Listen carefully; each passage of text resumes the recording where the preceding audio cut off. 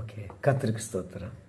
இன்றைக்கி நாங்கள் பார்க்க போகிறோம், அதிகமாய் சிந்திக்க வேண்டாம். அன்பானவர்களே, பிரச்சனைகள் யாருக்கு தான் இல்லை? அதிகமாக சிந்திக்காதீங்க.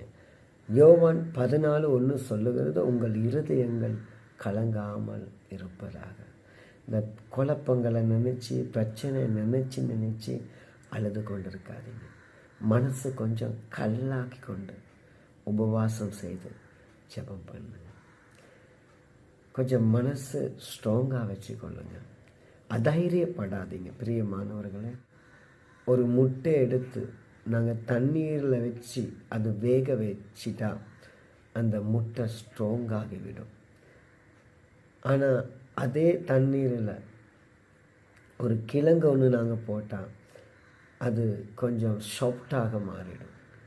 முட்டை போல் அந்த வெதுப்பான தண்ணியில் ஸ்ட்ராங்காக மாறுங்க. யோசிக்காதீங்க, பயப்படாதீங்க. ஆண்டவர் கூட இருப்பார். மனசை இரும்பாக்கி கொள்ளுங்க. பிரச்சனை நினச்சி அதுக்கு விட வராது. கடவுளை நோக்கி பாருங்க, அவருடைய முகத்தை பாருங்க. இந்த கோலியாத்கள் வரும்போது விசுவாசத்தோடு அவரை பாருங்க. ஏசாயா 41:10 சொல்ல, பயப்படாத, நான் உன் கூட இருக்கிறேன். அப்படி சொன்ன ஆண்டவர் உங்கள் கூட இருப்பார். உங்கள் மன விருப்பத்தை அவர் வாய்க்க செய்வார். அவர் நம்புங்க, அவர் நேசிங்க, நல்லா இருப்பீங்க. அதிகமாக யோசிக்க வேண்டாம், அதிகமாக சிந்திக்க வேண்டாம். அவர் நம்புங்க. God bless you.